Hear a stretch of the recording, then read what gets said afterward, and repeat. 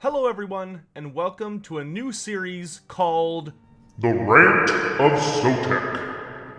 And for this series, we're going to essentially be focusing on problems that I have with various forms of Warhammer media. Whether that's concerns in the Total War Warhammer series of games, problems with tabletop games such as Age of Sigmar, or other side games like Vermintide, or even books or various other series that I just feel like complaining about, because whenever I would live stream and start complaining about something, people seem to find it interesting or amusing or some mix of the two, so we thought, what the hell, let's go ahead and turn this into its own thing. So without further ado, today, for the inaugural episode, we're going to be focusing on something that of course I am very passionate about and have complained about to no end. And I should note, if you're one of those people that's like, man, I really hate listening to nerds whine about stupid things that are really minor and they should just get over it, you probably should stop watching, because that's like the entire point of what I'm going to be doing here today. So without further ado, let's go ahead and dive into the Lizardmen of Total War Warhammer. Though I should note, I do believe in constructive criticism, not just regular criticism. So while I will be complaining about issues that I have with the Lizardmen in Total War Warhammer, I will be offering what I believe to be our solutions that can fix these issues and make the product into the best possible form it can be. So without further ado, let's go ahead and begin tackling the problem and the Warlock. So if you can't tell by the little cute name I gave this particular episode, the first character we're going to start with, or the first DLC we're going to start with, is Tehenhauin. Because I think for the most part, the Lizardmen outside of the DLCs are fine. Almost all, if not all, of the free DLC content has been excellent with Gorok and Tic-Tac-Toe. And the original characters are pretty solid, though I will talk briefly about a small thing with Kroq-gar near the end. But Tehenhauin and Nakai have a ton of problems. And we're just going to go ahead and dive into it with Tehenhauin. So, the thing that I want to start with is probably the subject that I'm the most passionate about Tehenhauin, and for it, I need us to take a look at him. So let's look at this footage. Look how wonderfully, intricately crafted this model is. It's beautiful, right? Tehenhauin is just, oh, mwah. He looks so good. He's the right colors. He's got the split twin tail. The curved dagger of Sotek looks great, but I can't help but notice that there's something a little wrong with his model. Do you see it? Do you see what I might be talking about? There's something about him that's a little, just a little awkward. Maybe I could just give a small little focus on it. Yeah, let's just take a small focus on how this particular little issue might have happened. Alright, so it looks like it's finally time for us to sit down here and design Tehenhauin. What kind of references do we have here? Let's see. Ah, I see. Okay, so that's the way he holds his plaque. Makes sense. Alright, so maybe let's do a write-up. Show me what we've got working so far. Uh-huh. Alright, cool. Oh, alright, different angle. Well, I like it. Makes sense. You know what though? There's something not quite right about this model. Let me just hold on. Let me change one small thing about it. Ah, there we go. Much better. Because everyone knows whenever you want to hold a massive, heavy stone tablet, the best way to do it is to just hold it with the tip of the palm of your hand from below. Look, we've even got him in a wonderful wrapper pose. See how natural that looks? That's just the perfect way to hold something that big and heavy. Great job, guys. Great job. I mean, look at this! Did an alien design this?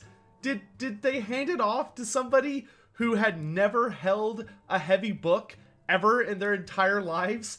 Where if you try and run around, like not even running, just standing there holding something that large and heavy, made out of stone, with just the tip of your palm, you're going to snap your wrist, or at the very least, do significant damage, and it looks ridiculous. And the worst part is, he runs! Look at this! Look how bad this looks! He's running while holding it from the bottom. I don't understand how this possibly got approved by someone. Like, here's my issue. I would totally have no problem with it whatsoever. Oh, okay, I'd have a little problem with it. But it wouldn't flabbergast me if they didn't have a reference model.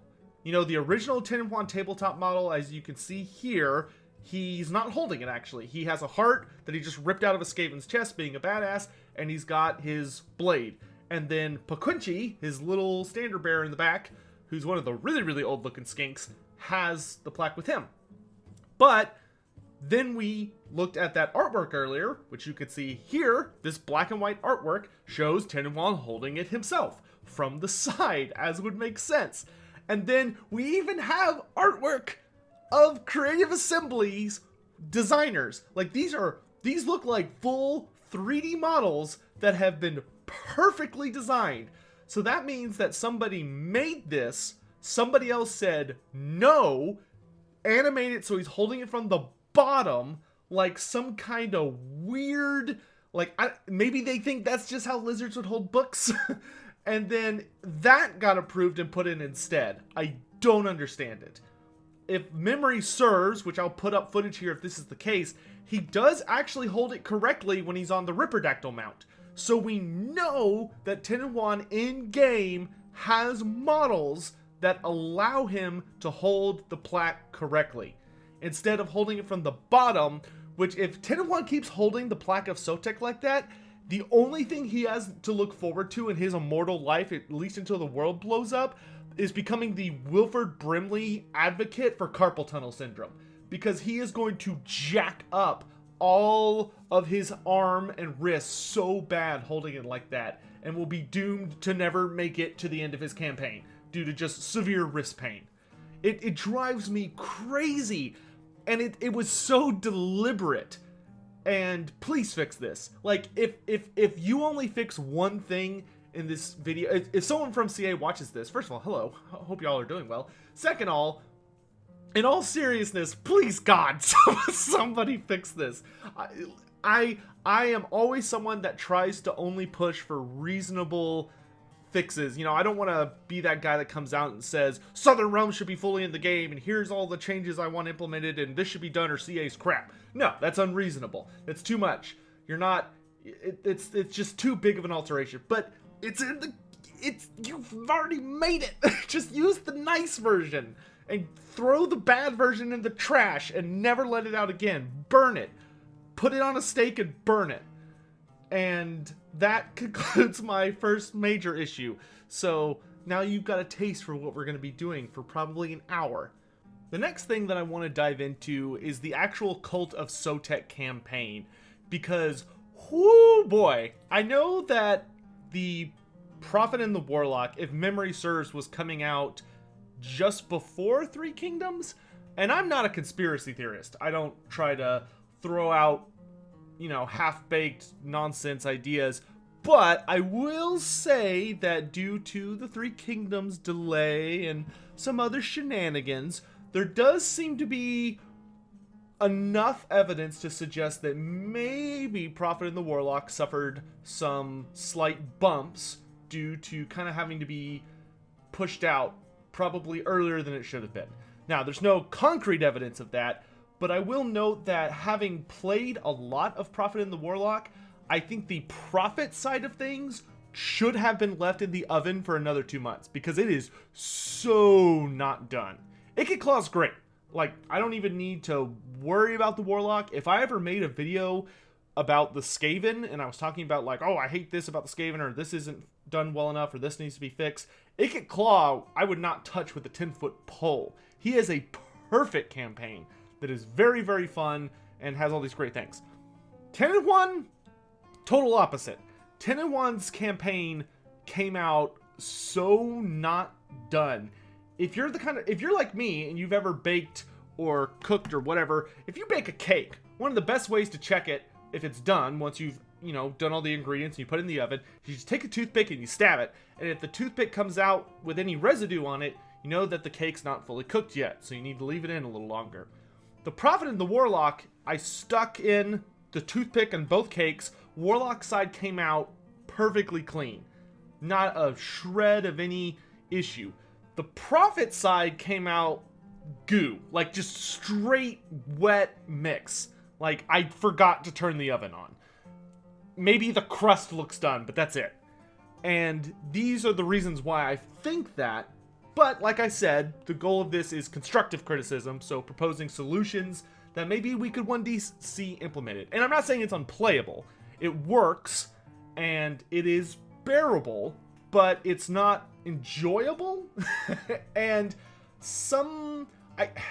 I feel like some of it may have been buried a little bit beneath the veneer of, oh, well, Tehenhauin is supposed to have a difficult campaign. But there's a difference between making something difficult and making something that's so lacking in features, or the features are so non-functioning or non-impactful that it gives the illusion of difficulty because you don't have any options. So the first thing we're going to talk about is the sacrifice system. Now, I do want to start on a positive by saying the biggest issue with the sacrificial system originally, and probably my strongest support for this just not being finished and it being released earlier than it should have been, was that the sacrifice system did not work on release. No matter how big of a fight you fought or how big the city you were sacking, the amount of sacrifices you could get for a single battle was 50, which just was not functional at all. It was like Tehenhauin, instead of having a full-size tour bus to load people in so he could get from place to place, he was working with a child's wagon. So you could only take a very small amount of people to fit into your little wagon so you could leave, and you had to kill everybody else. And it was awful. It was genuinely awful. But they have fixed that, which is great because, it's just it's a slightly modified version of the Dark Elf slave system, so it wasn't like it was a completely unique feature built from scratch. It's just a different feature from a different faction, remodeled so that it works for the Lizardmen, which is awesome. I love when they do stuff like that. One of the best ways, I think, to make campaigns interesting is to take little features from other races' campaigns and, spice them up so that they fit a completely different faction, and then allow them to have access to it. That's a great idea, and I would love to see them keep doing that. And now that it works, the amount of sacrifices you get is awesome. It's now based on how many people you defeat, or how large of a city you're sacking, whatever. So that's great. However, that was the biggest issue with the sacrificial system, but it was not the only issue with the sacrificial system. The first one that I want to talk about is really easy to point out, and then we'll kind of get into some of the others that require some comparisons between Tehenhauin and Ikit, because the both of them have a similar system of your goal is to upgrade a personal mechanic that they have, which revolves around giving your army or faction upgrades. So, you have the workshop for Ikit Claw, and you have the sacrificial system for Tehenhauin. But we're not going to start with I guess we are starting with the comparisons. So the first one is units that you get through these systems. So when you play as a Tehenhauin campaign, a very notable chunk of his sacrifices are taken up by regiments of renown. And unfortunately, for whatever reason, the actual regiments of renown for that DLC are locked behind this sacrifice system. Whereas if you play the Ikit Claw campaign, not only does he have his regiments of renown, which he gets normally through leveling, but in addition to that, you have a completely unique set of Regiment of Renown units that are campaign exclusive to Ikit, which are tied into the workshop. That's a massive difference in quality of those features, and one that quite frankly should be rectified. It should simply be that when there's time, those sacrifices that used to give you the Regiments of Renown from the Prophet and the Warlock DLC for Tehenhauin should instead be campaign exclusive units only to Tehenhauin. Something that you want to spend those sacrifices on because it gives you these really exciting, probably fairly powerful units. Especially because Ikit Claw's campaign exclusive units are very strong. Sure, you do have to work your way towards them, but it's completely worth it. And it should be the same for Tehenhauin. For me, it really just feels like that was probably the plan, to keep both sides of the DLC evenly weighed. But for some reason, either due to time or budget, that they finished the Ikit Claw side, and then for Tehenhauin, they ran out of time and they were just like, alright, screw it, let's just put the regular Regiments of Renown in. Which now, currently in the game, feels even more strange than it already did, because when you're playing as Tehenhauin, you get your DLC's units by paying for them, but to get Nakai's DLC units, or Regiments of Renown rather, you have to just level up like normal. So you have two completely different systems to acquire the same feature. And it just feels bad, and it looks bad. It would be so much cleaner and would make that campaign so much more fulfilling and equate it to Ikit Claws by having those units just be exclusive to him. Units that are either pulled from the Lizardman book or from his personal army in the end times. There are a ton of units that you could easily pull from all over the place. Especially because we're probably not seeing any more Lizardman content for a while, so this would be a really, really nice update just to add a little more spice there. And I do want to note that pretty much everything we're going to be talking about from this point forward is not being brought up because you sit in the campaign, you're like, wow, this is kind of bad. Which, like I said, it's a fully functioning, bug-free campaign. But it just feels uninspired, especially when you play its partner. And when you're dealing with something like a Lord pack, at least in my opinion, it's important that those two sides should feel equal. Different, sure, but equal. And that's kind of the main crux of why I felt so strongly about making this video, is that both times they've done Lizardmen, it really feels like they've dropped the ball on making those DLCs worth it for Lizardman players. Like, yeah, you get it because you want the characters, especially if you play multiplayer and you want the units, but the campaigns of both Tehenhauin and Nakai are just, man, they're just not there. They're just not where they need to be, I should say. The next thing that then we should talk about, and this is actually a unique problem to Tehenhauin compared to almost every other character in the game that has been added, is his right. So when you play a campaign, I'll put up the example here, you'll notice that all DLC and free LC characters in Warhammer 2 that are based on Game 2 races have rights.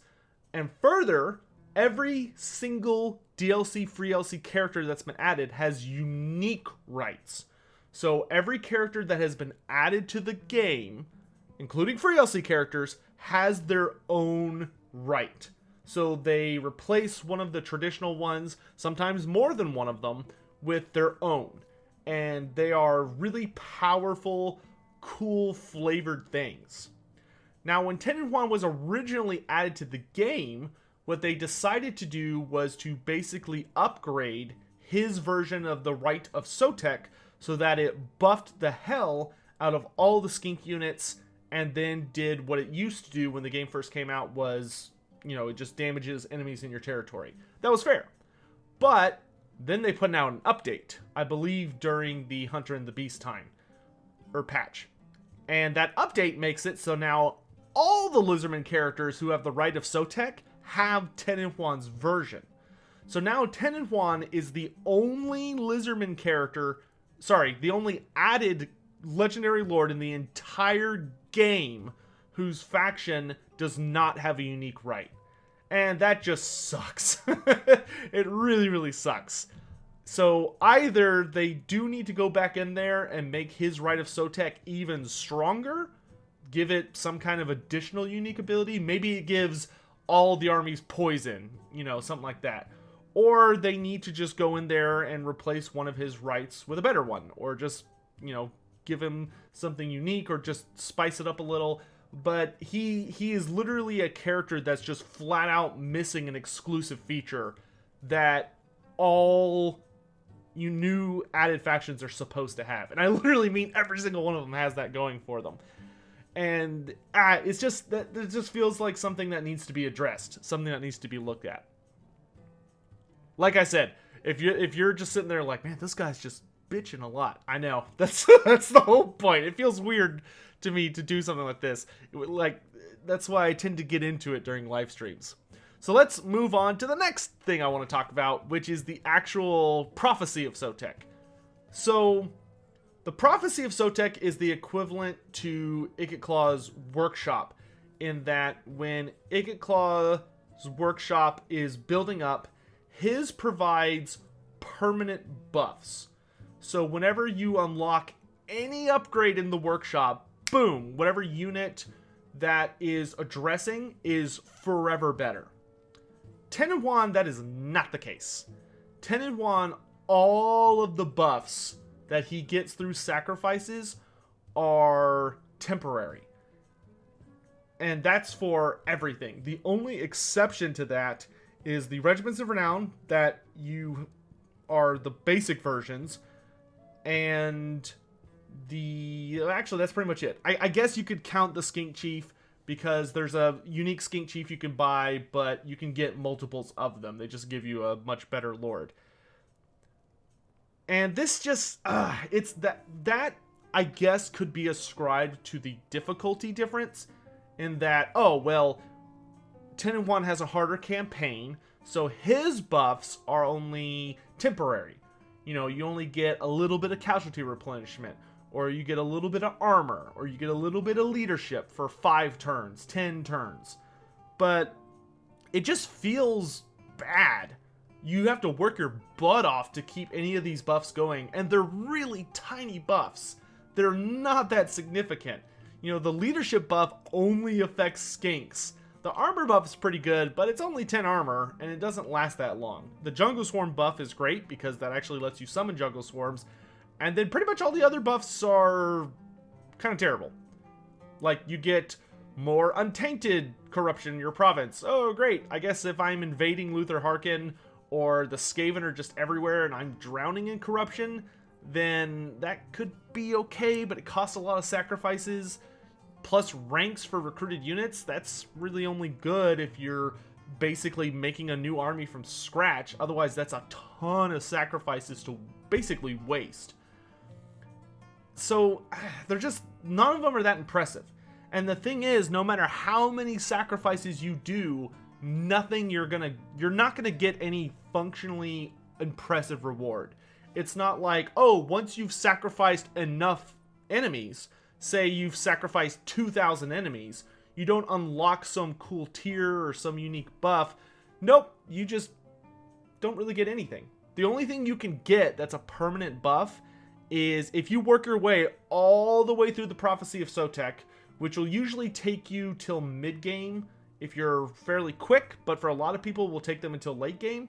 It will give you a physical resistance buff, faction-wide, which is, it's pretty good. But, I mean, we look over at Ikit-Claw, his partner in the DLC. Ikit-Claw's upgrades are insane. We're talking massive buffs to your Winds of Magic, massive damage buffs to all the Scryer units, reload time, self-replenishing ammo, massive damage buffs, unique damage types, units that go invisible, sniper units. Like, it's not even remotely comparable. When you look at the two of them, I could understand if Tehenhauin's buffs maybe weren't as good. Or maybe they should just be restricted to skinks, the monsters that have skinks on them, and hunting packs, so Razordons and Salamanders. Maybe that would be cool. You know, you do enough sacrifices and you unlock a tier and it gives a permanent plus leadership buff to all skinks in the faction, etc., etc. But that isn't the case. And that would probably be the easiest way to fix it, would simply be maybe they add something to the prophecy system where if you, like, as you sacrifice more people, you unlock bigger tiers that just give flat, permanent upgrades to all skink associated stuff. That way you can really, really enjoy the prophecy of Sotek.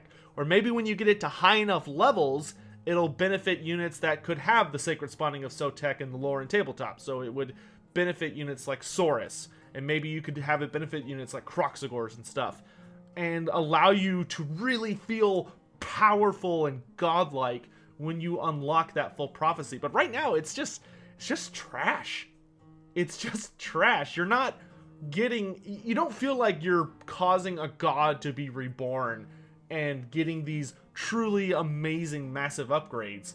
You're basically throwing endless bodies into a pit and getting a pittance in return. And it's very, very, very unsatisfying. So already we've talked about that the prophecy of Sotek does not give you great buffs. You get a diplomacy bonus with Lizardman factions. That's okay, I guess. It's only like 30, I think, but it's nothing to write home about, but it's decent. It immediately makes you at war with all Skaven factions, which can be bad if you're playing on too high of a difficulty and you're not good at defending your territory, so that's a negative, not a bonus. And if you get it to max tier, you can get some physical resistance, but it's not like a massive amount. I think it's maybe 10%, maybe 20, if memory serves, but it's not great. It's really not great. And it's just, like, you're supposed to be unleashing the full might of a war god by the final tier, but that stupid scientist nerd halfway across the continent immediately gets better buffs than you on the first 3 upgrades that he buys. The only thing in the sacrifice system that is worth having and worth using is the ability to unlock followers and the ability to unlock banners, because you can just spam that to get max banners and max followers on all of your characters, which is great. Except it's not. Because the other problem with those 2 rights is that the banners are exclusive to lords because they lead armies. Okay, cool, fine, that makes sense. But the followers, one thing I've noticed that really, really sucks is that most of the followers, I'm not 100%, I'm not gonna say all because I haven't tested every single one, but of the large quantity I've tested, most of the followers you get from the sacrificial system cannot be used on heroes. So if you are getting a ton of followers, they are Lord exclusive most of the time, which sucks because you only have 6 slots. So once you've gotten 6 of a mix of those 2, well, you're full, buddy. You're done. At that point, you're just doing it to try and get better ones to fill up the space that you're already competing for, because you can't have that many lords, because even on with the exception of the new Proving Grounds beta, which we don't know how much of that they're going to keep, the supply lines actively punish you for every character or lord you have. So those rights are really good and useful until they suddenly aren't and you're drowning in a bunch of garbage you can't use. So it's just such a bad system. Or it's not that the system is fundamentally bad, it's that all the rewards that manage to be attached to it are completely unfulfilling. Most of them are not truly beneficial, and the only ones that are kinda okay are temporary at best. It's awful. It's super awful.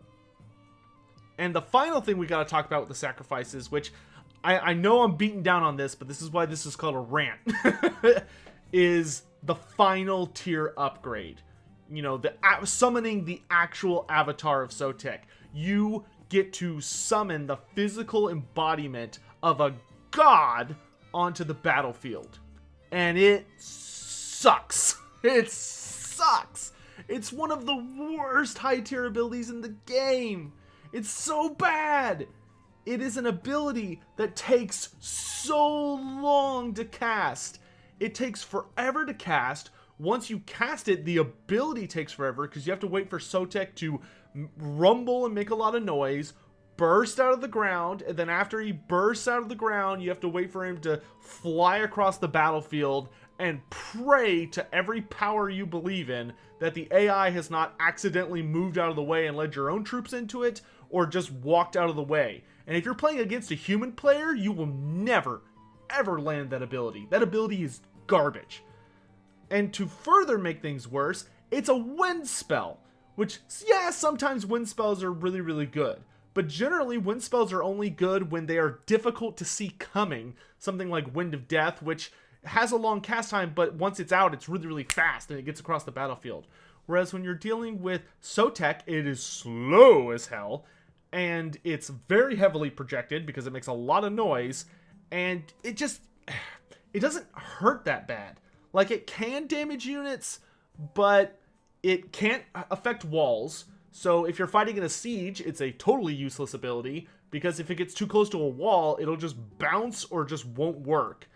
And beyond that, it does 0 damage to anything that is not cavalry units or infantry units. And even against some of those, it's not that great, because it has a fairly narrow field of damage. It's terrible. It's so bad. It's a cool looking ability, but I would almost rather it just gave you a buff and just looked really flashy than instead of trying to do damage and just being just it's just the worst. It's just I can't even like get all that angry about it, because it just makes me so sad. Like, it looks cool, don't get me wrong, it's really cool looking. The first time I saw it, I lost my shit. And then I actually started paying attention to what it was doing, and it was like, wow, this is terrible. I paid 1,000 sacrifices for this? Really? It's awful. And you only get it for like 10 turns. It's not, you don't, you know, it really feels like it should be an ability that once you buy it, you bought it, you're done. But once again, that would lean more towards a system where, oh, once you've sacrificed enough people, you unlock it. Like, the Avatar of Sotek really feels more like it should be the ultimate reward for the prophecy if it were reworked to not be bad. You know, when you cast it, normally I would say just change what it is, you know, because Ikit Claw, once again, has its nukes. Not only do you get nukes at you start the game, you start with a freaking nuke. The Doom Rockets are amazing, they're difficult to predict, and they delete everything. There is nothing that can take a nuke that will not hurt. And if you get a direct hit with a nuke, it'll kill any model in the game. Like, you can drop that shit on a giant, boom, they're dead.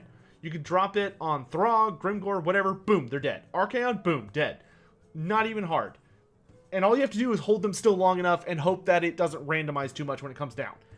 And you can mass produce those things. Like, that's your bread and butter. You play as Tehenhauin, and there is no bread and butter for your sacrificial system. And you build up to the Avatar of Sotek, and he's just garbage. It's the worst thing. Now, a part of me would rather say, oh, okay, so for the Avatar of Sotek, maybe it should just be reworked. But that's asking too much. You know, the nukes are very, very helpful. They can blow up walls. They can land on walls to kill everyone on top of them. They can snipe characters. They can snipe monsters. It can deal massive damage, yada, yada, yada. Sotek cannot do any of those things. But to ask for a rework would be a lot of work and unreasonable. So the only thing I can think of that would make this ability worthwhile is that, A, once you complete the prophecy, you should just get it. Like, if you unlock it once, boom, great job. You have it for the rest of the campaign on every army. 2 would be that instead of it just being a wind spell that comes out and murders a bunch of people, it would need to be a wind spell that also gives a massive set of debuffs and buffs when it comes out. You know, Sotek comes out and his divine poison blesses all the weapons of his allies, so all the lizardmen have like a super unique, powerful poisonous ability on their missile weapons and melee weapons. And then in addition to that, all enemies suffer a leadership debuff because they just saw a giant god come bursting out of the ground and ruin their day. Like, that's the kind of stuff that would need to be in. So, in conclusion, for that entire rant, that was all just talking about the sacrificial pyramid system.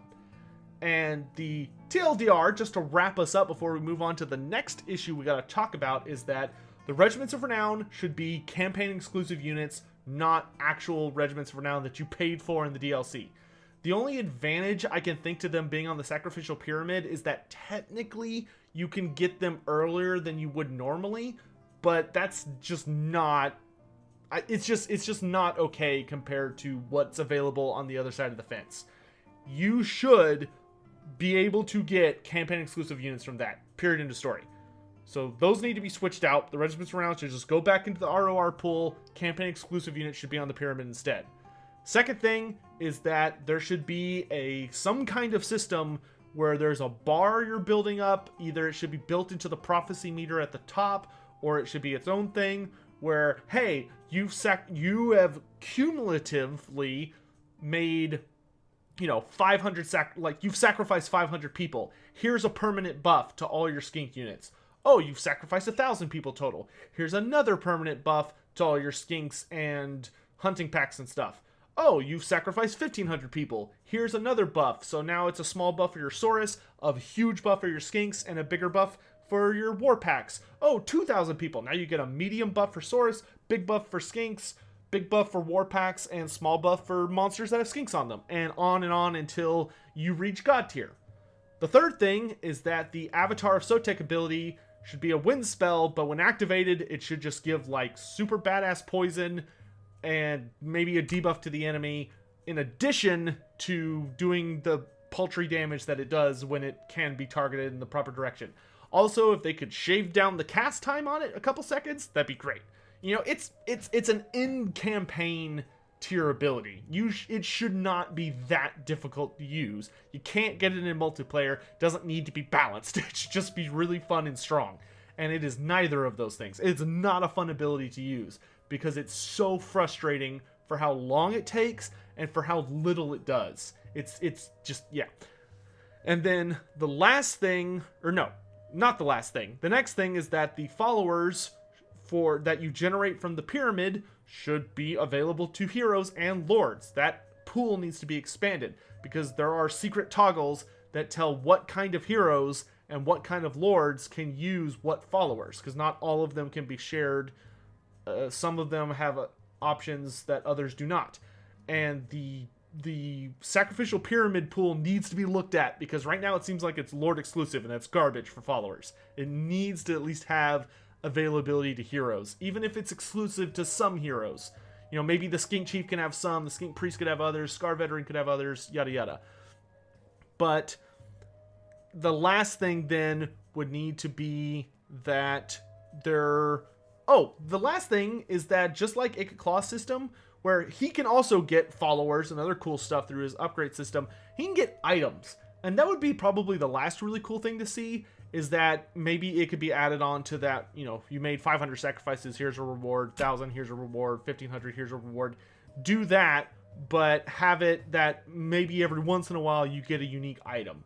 You get some kind of cool Sotek themed weapon, armor, enchanted item, or arcane item, or talisman, or whatever, that just gives you those things, just to make him equivalent to Ikit Claw. Tehenhauin is so far behind the character that is supposed to be his equal that, quite frankly, is just kind of a mess. So hopefully we could see some, if not all, of those changes implemented. And when it comes to the Regiments of Renown that we talked earlier, there are even some excellent ideas that can be pulled from. I know CA probably has a copy, but if you look, for instance, in the Thankful End Times book, there are a lot of really cool Regiments of Renown that you can find in there, like to replace each group. You could have the red shields for the skinks, the fire lizards for the salamanders. You could, Ikit Claw's campaign-only units even give him access to some Regiments of Renown that he doesn't have normally, like Warfire Throwers. So maybe instead of an Ancient Stegodon, he could have an Ark of Sotek Bastillodon, which is the Living Bastion, and his Riperdactyls could instead be the Wind That Hungers and stuff like that. And then looking at those other sacrificial things, probably the ones that I would only really see replacing are probably the public order one and maybe the recruitment rank one. But the biggest thing I think would just be to make it so that when you use the sacrifice of Sotek, the really big sacrifice, you get like a ton of really, really nice buffs. And maybe if you complete the prophecy of Sotek, right now it only gives you that 10% physical resistance on skinks only, 10 leadership only against Skaven, and then 3 untainted corruption.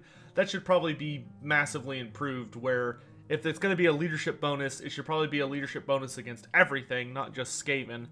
And then the physical resistance could maybe be expanded to skinks and Saurus or something like that. Everything that was able to take the mark of Sotek back in like 6th edition.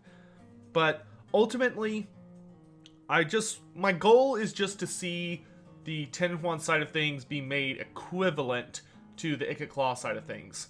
Now, because I rambled a bit, I talked about the right too early, but we've already talked about it, and it would just be nice to see maybe Tehenhauin get like an empowered right of Sotek. So maybe his right of Sotek, instead of just doing what it already does, just has much, much bigger buffs, or comes with some recruitment rank bonus for skink chiefs and red-crested skink chiefs, and maybe it also affects Saurus units instead of just skinks or something, I don't know. But, you know, those are just some ideas that I would like to see considered and messed around with. And then finally, the last thing worth talking about is we should give a round of applause for CA fixing the sacrifice system. Because before the sacrifice system was fixed, I honestly felt the Tehenhauin campaign was... garbage is too strong of a word, but it was very difficult to enjoy. Just because getting sacrifices was a slog. Especially if you were wanting to get one of the higher up rights. They just were usually impossible to use. And it was not great. But that's been fixed, so kudos to them on getting that done. Hopefully these other changes we can look at seeing get done in the future. And that pretty much wraps it up for Tehenhauin, because we talked about the sacrifices, we talked about the right, we talked about the summoning of Sotek ability, we talked about the prophecy, and we talked about his appearance, the way he holds the plaque. So that's it for him. It's time for us to move on to talking about the other Lizardman DLC that also suffers from some pretty serious problems. Without further ado, it's time to talk about the big man in the room, Nakai. So, this is kind of a weird character to talk about, and the main reason behind that is the actual original design of Nakai by Games Workshop, like the playable one, is very different from the one we have in the game. And that's not necessarily a bad thing, but I do think it would be a good idea to have an effort made to bring the Nakai the Wanderer from Total War Warhammer a little bit closer towards fitting his original mold, which would honestly just result in him being a lot better and stronger, but it would also add a couple of new skills and abilities that would allow him to be much more successful. And I'm not gonna just wax super lyrical on it, but one thing that I have noticed is that, once again, this DLC, The Hunter and the Beast, at least to me, feels very, very much like the Empire side, Marcus Wolfhart side, was completely and fully completed. It was finished, whereas the Lizardman side, or the, I forget what Nakai's faction is called, the Wanderers or whatever, are notably less so. That campaign has a lot of weird shenanigans, but I'm more forgiving of it than I am of the Tehenhauin campaign, just because the Nakai campaign was trying to do something different, which is a horde faction that manages a vassal empire. That's very unique to Nakai, but we'll talk about that in a minute. Let's start with the actual character. So the first thing worth talking about is that when Nakai was originally designed by Games Workshop and released in a 2005 White Dwarf magazine, he only came with a single magic item. And you may be asking yourself, oh, I wonder if he came with the Golden Trinkets magic item or the Ogham Shard magic item that he has in Total War Warhammer. And the answer is neither. Neither of those actually are original to Nakai's story or his character. The OG item that he was supposed to come with is the Sacred Blade of Quetzal, which is that big old badass, I guess you could call it, they call it a blade, but the way Creative Assembly designed it, it's more like a mace. But that's that big old key that he's wielding, and it's awesome. I love it. The way he fights with it is great. It's a really cool looking weapon. It's massive, but Nakai is so bulky that he's able to just wield it effortlessly with one hand. But this was his only item in OG Tabletop. And it needs to be in the game. Like, I would like it if he just started the campaign with it. You know, like a lot of characters right now start with their items, with one of their items just already equipped, ready to go. I'd like to see that be the case for the Sacred Blade. And what should it do? Well, I'd like to see it available in multiplayer as well. And originally what it did tabletop was that it just gave him a damage bonus, a very big damage bonus, and a ward save. So I think probably the best way to implement it would be to have it be an active buff you can use, and when you activate it, it gives Nakai a notable increase to his weapon strength, probably armor piercing, and a temporary ward save buff, maybe 10 to 20%. Just something that would allow Nakai to be a lot more damage resistant, which is a problem that he has that we'll get into in a second. And maybe it doesn't have to be weapon strength. You know, maybe it could just be like a flat anti-large bonus, which would help him duel against larger targets. Because Nakai is one of those characters who really suffers if he goes up against something heavy, because he can get knocked over pretty easily, and he's easy to shoot, and despite him being tall and bulky, his mass is not that great. So the next thing I would say is that his mass needs to go way up.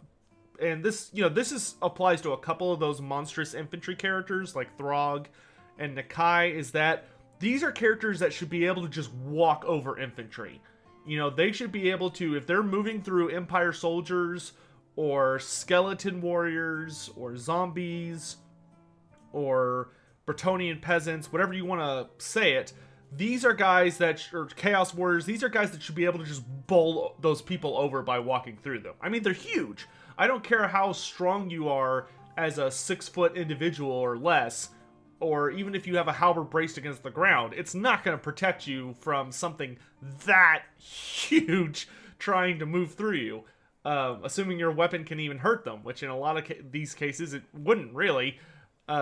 So those are the first two things. He needs a mass increase that would allow him to move through infantry better, especially with how awesome his charge animation is. He really should be knocking people over just by casually walking through them. And then the Sacred Blade of Quetzal needs to be an item. It needs, like, if any of these changes were to get implemented, this is the one I would pick.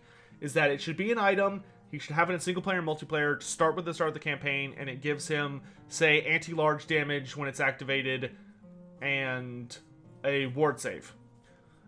The third thing I would have is that all of the Saurus characters in the Lizardman campaign have a blessed spawning skill tree, which is you pick what old one they were spawned for, which is really cool.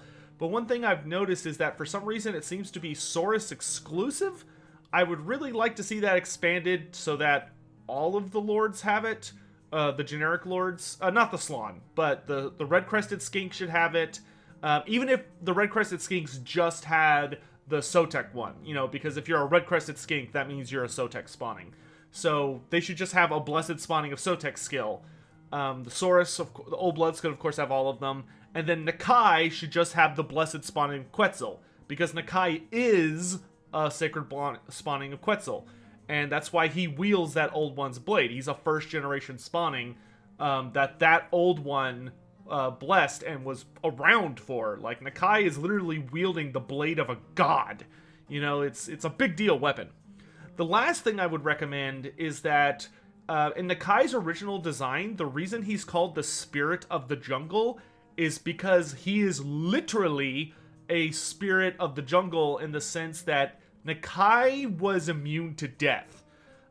If you killed Nakai, all that would happen is he would be removed from the table, and then the next turn you would roll a dice, and if you got a successful roll, he would then just reappear from one of the jungle pieces on the table.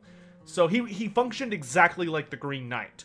Whenever Nakai would pop out of a forest, he could pop out of a forest. He wouldn't deploy normally. You would deploy him and he'd come running out of a jungle and start attacking people. But if he died, he would just keep coming back. And the only way to actually kill him would be you'd have to kill him before the end of the game, and then just not... If he wasn't respawned by the time the game ends, then he was considered dead for the purpose of points. But he was really powerful because he had this really innate relationship with the jungles of Lustria. He was literally a spirit of it, where the jungle had almost... it did have a sentience that it would use to protect him and keep him alive. So I think the best way to implement this would be that I would have Nakai not suffer any penalties for being in forests, and then I would do one of two things. Either A, I would give him the Green Knight's passive, where he has the ability to regenerate health as long as he's standing in a forest, or B, I would give him an active called just the Spirit of the Jungle, which would allow him to basically root somebody. So it would be like Nakai summoning the power of the spirits that would, and so these roots would like rip out of the ground and ensnare somebody to hold them in place. And I would have it either target lords and heroes, or better yet, just target single entities. That would actually be a really good way to let Nakai be good at hunting people down and smashing them, or at the very least holding people in place while he ran away to recover. Or hell, he could get both of those abilities. And then the final thing worth talking about would be in multiplayer alone, unless he got all these upgrades to make him a lot better, he needs a massive decrease in value. The multiplayer community, that's going to be a whole rant episode in and of itself, is my thoughts on some of the stuff that's been going on there.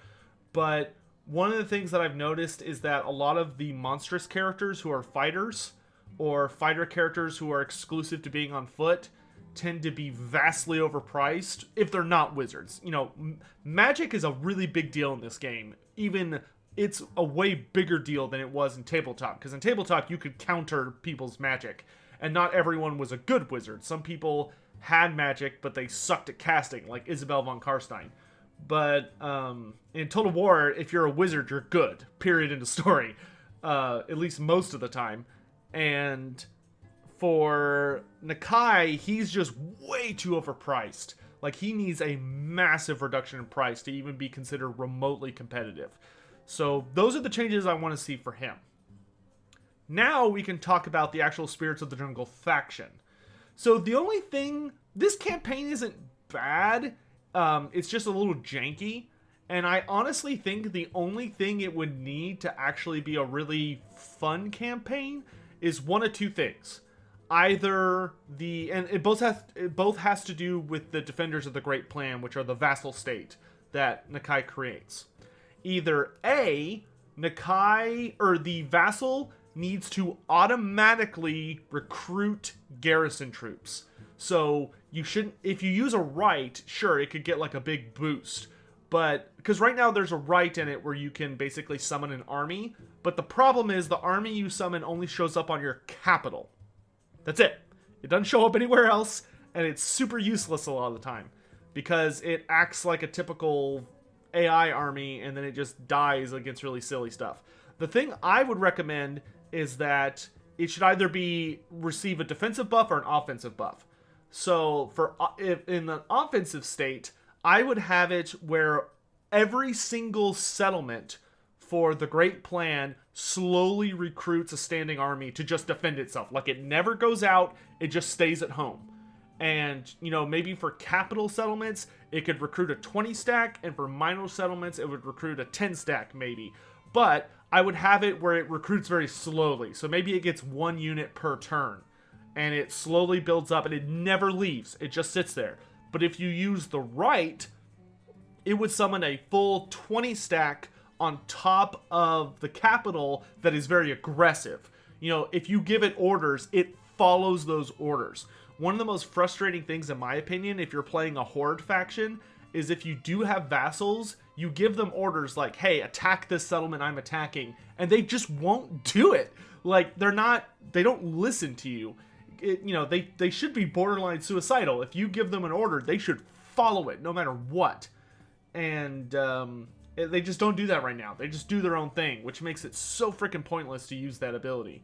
I think the better option would be if you use the right defensively, which is instead of the settlements, recruiting their own armies, say you keep them the same. If you use that right, I think the better version and the best case scenario would be, okay, I use the right to put an army in my settlements, so it's going to spawn an army in every capital, provincial capital. So for every province that I control, every single one of them, the capital is going to now have a 20 stack that just sits there and protects it. Or maybe it should be every settlement. But one of the most frustrating things about Nakai's campaign that genuinely makes it not at all fun to deal with is that if you're playing and you're trying to build up an empire, you're going to get boned eventually because the AI is so bad at defending itself. And when the other AI armies start coming around snooping and trying to attack your empire, you can't be everywhere at once. And Nakai's armies are very, very, very, very expensive. And your only income, reliable income, comes from the actual vassal state. And, when you're trying to deal with your meter to get all the different power-ups and stuff, it depends on how many active settlements you have, not on how many settlements you have founded, which just makes it so frustrating that they don't actively defend themselves, or at the very least follow your orders. So those are the biggest changes I would like to see there. And hopefully that's something that can be looked at. Overall, I actually don't think it's that bad of a campaign. I actually think it's in many ways better than, for instance, Tehenhauin's campaign right now. But it certainly could use some tweaking with how the vassal state behaves. Beyond that, oh gosh, okay, so we have to talk about the thing I'm the most passionate about in this entire video, okay? So if you need a moment to sit down, catch your breath, go get some tea. I know we're already an hour into this, but this one's going to be big. The ancient Kroq-gar. Alright, so I know I've said this at least one time on every character, but for realsies, if I had to pick one thing, just from this hour and a half video I'm about to put out, if I could pick one thing, just one, to be changed about the Lizardmen in Total War Warhammer, it would be this. The ancient Kroq-gar should be a hero, not a lord. Now hear me out. I know that may seem arbitrary or nonsense, but allow me to explain. The ancient Kroq-gar is right now a lord. And let me tell you first the problem with lords. The problem with lords, generally, is that once you have more than 3 different lord types, you're going to start competing for a limited slot. And the main reason for that is you can only have 1 lord per army, which is something that I would genuinely like to see changed at some point. Just have like a limited number of lord slots for an army, sure, but it'd be nice if you could have more than 1. But right now, they're the general, period, end of story. Now, the issue is, the ancient Kroq-gar is a monstrous infantry lord, which is actually the worst category to be in as a lord, because they're competing with mage lords, which mage lords are always good. It doesn't matter how big or small they are, it doesn't matter how weak they are, it doesn't matter if they have mounts. If they can cast magic, they're worth it, period, end of story. Now, some are better than others, but the Slann in particular are very, very good lords, because they're fairly tanky for a wizard. They have amazing support abilities with the Shield of the Old Ones. They can generate a ton of magic, and they have access to really, really solid spells. Plus, they get a free banishment. Just absurdly powerful great lords. If you're going for cheap, you run an infantry character, which is the Red-Crested Skink. The Red-Crested Skink is a super duper cheap character that would allow you to run a larger army, plus he brings poison damage to the table, and he can even be a really powerful flying character on a Ripperdactyl. And you can even run him as a cav character on a horned one. So he's really, really solid, and he takes up the best slot of a cheap character. Well, then you have the Old Blood. The Old Blood actually is the superior character when it comes to running a monstrous lord, because he has the Carnosaur Lord, which the Carnosaur is vastly superior to the Ancient Kroq-gar. It's a lot faster, it has way higher mass, it's much better at fighting because of its massive anti-large bonus, allowing it to go toe-to-toe with all the biggest, baddest monsters, and it has really impressive generalship skills and is really good on foot or on a mount, especially because it can run things like the Amulet of Itzel and other powerful item buffs that allow it to be really defensive. And that's just the generic characters. That's not even including comparing him against Tehenhauin, Tic-Tac-Toe, Mazdamundi, Kroq-gar, and Gorok, who are all amazing characters. And of course, Nakai, who is a better version of the Ancient Kroq-gar, but he's just too expensive right now. The Ancient Kroq-gar does not compete in this category, and he will never compete in this category. The only reason anyone ever would run an Ancient Kroq-gar as a lord is because they just really, really, really like Kroq-gars, but that's it. That's it. That's the only reason. So now let's talk about what he would actually bring to the table as a hero. First of all, he would basically be the equivalent of the Doom Bull or the Skinwolf Werekin. There are actually very, very few monstrous heroes in this game. And monstrous heroes are very, very strong. They provide a really interesting set of buffs to the armies they join, simply because it allows you to have a reliably damage-dealing hero that can run around and scrap with units, but it's not like a massive deal or the end of the world should they be killed, because they're not integral to leading the leadership portion of your army. Their goal is to run around and provide critical support in special locations. If the Ancient Kroq-gar was a hero, first of all, it would give you a reliable monstrous infantry fear-causing hero, which on its own is pretty good. But the second thing is their special ability, the Aura of Inertia, or I forget which version they have in multiplayer, but their version of that is a really solid debuff. It's a nice ability. You just run into the middle of an enemy mass and pop that ability to just debuff all enemies around you, slowing them down, making them more vulnerable to damage. That would be an amazing ability as a hero. It would be really, really strong, but not overpowered. The Ancient Kroq-gar would still be vulnerable to high-powered shooting, would still be vulnerable to anti-large character hunters. But at the very least, if you had one of those guys backing up a Carnosaur, or being the bodyguard for a Slann, or being, a bodyguard for a Stegodon character, that's a really, really impressive, powerful hero. Plus, from a lore perspective, it just makes so much more sense. Kroq-gars never led armies in Warhammer Fantasy lore, or tabletop for that matter. Even if you took Nakai could not lead armies. He was more like the Green Knight. He was a powerful lord tier character who would augment your army, but traditionally they couldn't lead them because they wouldn't be on the table. They would start off in the forest and pop out, and they were invulnerable. Or not invulnerable, but they were immortal, so you could just keep bringing them back. It would be great to see, and obviously we have to make changes because of the Total War Warhammer format. Like, you have characters like Deathmaster Snitch and Nakai, who traditionally could not be lords, but now they are lords just because that's kind of the most fitting place for them, and the game just kind of works around it. It works fine. But the Ancient Kroq-gars have no business being in charge there. These are characters who, they're not first-generation spawnings. The only first-generation spawning still alive is Nakai. That's something very unique about him. Most Kroq-gars cannot lead armies. They don't have the vocabulary for it. They don't have the strategic skill for it. They are hulking colossi that are very good in a scrap, but their primary function is to work as they're good at following instructions. You know, Kroq-gars are intelligent enough that you can tell them what to do, even if it's a fairly complicated task when it comes to construction, and they can get it done. Or when in fighting in battle, they can work alongside skinks to provide a bulwark for them, while also being used very cleverly for ambush warfare, especially in water features, because the Kroq-gars rely more on their natural instincts at that point. They're not idiots, you know, they're not like trolls, they're not stupid, but they're simple-minded.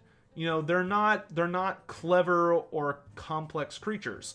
Saurus are only capable of leading armies because they were engineered for it. They were designed for it at their basic level to be war generals and warriors and the peak masters of strategy in their respective factions.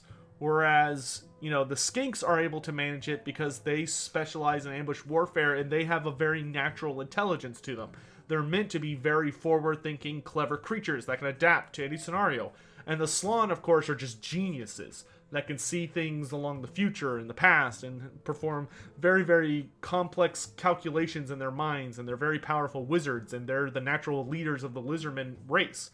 Kroq-gars do not fit that mode. Now, as heroes, it makes sense that if you had this big, ancient Kroq-gar who's thousands of years old and has been fighting for millennia against demons and Norskins and Skaven and Dark Elves and all this stuff, it would make total sense that they would be large, powerful creatures that know their way around a fight because they've been fighting for so long, and you could reliably send them out and they would inspire the lizardmen around them because they're fighting with this ancient monster who is such a brilliant manifestation of the Old One's wrath. It would be impossible not to be inspired by fighting side by side with such a behemoth. But that makes them function as heroes, not lords. And ultimately, they don't bring any unique or good lord abilities to the table. You know, they don't have some impressive leadership ability or anything. Their only good skill on just to bolster their ability to just fight as a monstrous infantry character is their aura that they can activate, and it debuffs nearby enemies. Now, maybe it might need to be tweaked a little bit if they were to go down to being a hero level instead of a lord level. You know, maybe they'd want to debuff it a little, or maybe they'd want to buff it a little to make them a competitive choice to, like, skink chiefs or on pterodons or stegodons or skink priests with engines of the gods or Saurus character heroes on Carnosaurs. But as a hero, they would function so uniquely and so well, and they would bring such an awesome ability to the table. You know, they would almost function kind of like assassin characters that are just big. Because imagine if you had Kroq-gar running around, you could team him up with an ancient Kroq-gar who would be vaguely able to keep up with him on a Carnosaur, and he would just run around being able to provide that debuff aura to slow down a target enough that Kroq-gar could jump on them and tear them apart. Or they could be used around the Slann to debuff if enemies crowd around, so you could get your Temple Guard there in time while the Kroq-gar is just smashing away infantry. While the Temple Guard, you know, would rely very heavily on their anti-large to protect them from cavalry or monsters, you could have that Kroq-gar really well designed to deal with elite infantry that try and overwhelm the Temple Guard. And he would be a really powerful bastion of defense that would also have a really interesting debuff that would allow him to function so well offensively or defensively. So I beg you, Creative Assembly, make the Kroq-gar Ancient a hero. Remove him from the Lord category, make him a hero. And it would be so good. It would be such a vast improvement on the quality of that relationship that it would just be great. It would make a lot of sense. It would make recruiting Kroq-gar Ancients a much bigger deal for Nakai, because then you could just change Nakai's faction mechanics so that he still has the recruitment rank bonus for Kroq-gar Ancients, but have it where he also, you know, allows you to recruit 2 more, like increase the cap on heroes by 2 for Kroq-gar Ancients. It would be amazing and super duper strong.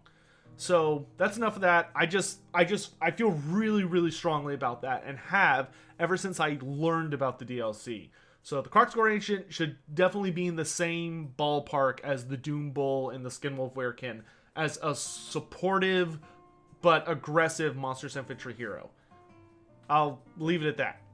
The last thing I need to talk about from the Hunter and the Beast DLC is just simply the Razordons. Now, the Razordons look great, they act great, love the animations, all that stuff, but they're missing a key feature that I think would make them a lot more interesting and exciting to use, and would also make them actually fit their tabletop counterparts. So, the thing that separates them from the Salamanders is that the Razordons technically had a slightly longer range, that's true, which they do in this game as well. But the real difference was that while Salamanders could hit a lot harder with their ranged attacks because of the explosion and the great distance, and they lobbed it up in the air, so they were great at volley firing over friendly troops and all that stuff, what the Razordons had is if somebody gets too close to them, they basically go nuts and activate their true deadly skill, which is that when something threatens them, they basically shoot out a ton of spikes, like way faster. So in tabletop, this was literally represented by if Razordons were shooting, they would only fire a single D6 each. Whereas if they were charged by an enemy, they would suddenly fire 2d6 each. So they would ramp up their firepower if somebody tried to attack them, which made them such a fun unit because you would be encouraged to run them around the flanks to try and lure enemy skirmish troops into them so that you could tear them apart with the shooting and then finish them off in combat, or they could choose to try and avoid them, but then you'd get a bunch of free shooting out of it. So I think the best way to implement this in Total War Warhammer, which I know this ability exists because I've seen it on certain kinds of characters, is Razordons should have a passive that if an enemy gets within a certain distance of them, say 20 meters or 30 meters or something, they get a sudden sudden buff that just increases their firing rate by at least double. Like, just makes them shoot twice as fast, or just really, really fast. Or maybe it allows them to shoot more missiles. I don't know if that would physically be possible to actually change like how many missiles they fire, but at the very, very least, it should increase their reload rate by a massive amount. And I don't think that would be overpowered. I think it would just make the Razordons actually worth taking over Salamanders. Because you see a ton of people taking Salamanders, both in single player and multiplayer. Whereas Razordons, they're just bad. Like, they're okay. Like, they do have armor piercing damage, and if you get them in a good position, they can mess people up, but they're not that great. You know, they don't have any truly amazing skills or anything, and they're not terribly awesome in melee. So I think the best thing that could be done for Razordons is just give them a passive aura that if enemies get too close, they just start firing way faster. That would be such a awesome and big deal change, and I would just really, really like to see that. So that is the, you know, one of those things that hopefully could be implemented without too much effort or concern. And I know this ability kind of exists in the game because, for instance, the Swords of Chaos have it. You know, they have an ability where if an enemy unit gets within a certain distance, they give like a big bonus to everybody in the army and stuff like that. Or they have abilities that activate once enemies are close enough. So I know it exists, should be very, very easy to put in on the Razordons. And that's the last thing I have to say about the Hunter and the Beast type changes and updates and stuff. Alright, so the last thing we have to talk about is actually something totally unrelated to the DLCs. There is one minor change that I kind of just want to talk about because it's been on my mind for a really long time, and I just want to get it out there because the whole point of this rant video is just for me to get everything out of my system. And that's Kroq-gar. So Kroq-gar is an amazing lord and really well developed. Beautiful model, awesome voice acting, great skill tree, powerful in single player and multiplayer. Grimlock is amazing, yada yada yada. But let's talk about my one issue with him, and it the reason it even came to me was when I was talking about Nakai and his weapon. Because a fun fact about Nakai and Kroq-gar is that the two of them are the only Lizardman characters in the setting that wield actual Old One weapons. So each of them wields the personal blade of a actual god. Nakai wields the sacred blade of Quetzal, whereas Kroq-gar wields the revered spear of Tlanxia, which that spear is incredible in tabletop and the lore. It is one of the scariest god tier weapons in existence in Warhammer Fantasy. And for whatever reason, Total War Warhammer traditionally is very, very good about adapting weapons, items, characters, yada yada, so that they accurately represent what they did in tabletop. Most of the time, they actually buff them. You know, for instance, Tehenhauin's curved blade of Sotek traditionally gave him a bonus when he would charge people and gave him poisoned attacks. And Creative Assembly was like, well, what if we just changed it so that it just gave him a passive that gives everyone around him poison? Awesome. Beautiful. I love it. But Kroq-gar is actually the opposite. Kroq-gar is a character who had a really powerful weapon that is very easy to implement properly, and Creative Assembly just didn't. And I don't know why that is. So, for those of you who might be wondering what it does, the revered spirit of Tlanxia, and it even mentions that in the description of the weapon, but the way it works is that if you're stabbed or cut by it, it causes your mind to be overwhelmed by visions of doom. Like, basically, you feel the wrath of the old ones and all of the apocalyptic scenarios, should their great plan fail, descend upon you, and it just, like, messes your brain up. Super duper bad. And it just breaks your willpower, and it causes people to lose their minds and run screaming from the battlefield. You know, throw their weapons down and flee. And the thing is, we have that in Total War Warhammer. Because in tabletop, it was literally, if you ever kill someone with the revered spear of Tlanxia, or you deal damage to them with it, then for every piece of damage you do, when you resolve, when you do battle resolution to figure out like how much leadership damage somebody takes, double everything that the spear of Tlanxia did. And that exists in Total War Warhammer. It's literally called the Discouraged effect. And it's been applied to people's weapons, which is just a simple debuff that whenever you hit someone with a discouraging weapon, it causes their leadership to go down until it wears off. So it's kind of like poison.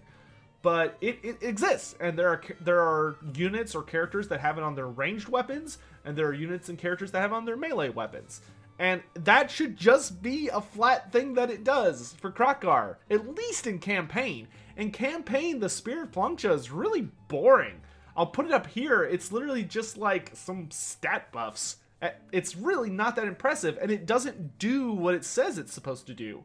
So one of two things needs to happen with this spear. If they want it to be campaign only as an item buff, then when Kroq-gar acquires it, it should give him a permanent passive that just adds the discourage effect to all of his melee attacks. If they want it to be available in multiplayer as well, and they're worried that might be too strong, then just make it an active. You know, have it that it's an active ability that if Kroq-gar uses it, it causes all of his melee attacks to give the discourage effect, and maybe gives him like a melee attack bonus or a weapon strength bonus or something, or a charge bonus, but it only lasts for like a limited time and then he has to recharge it.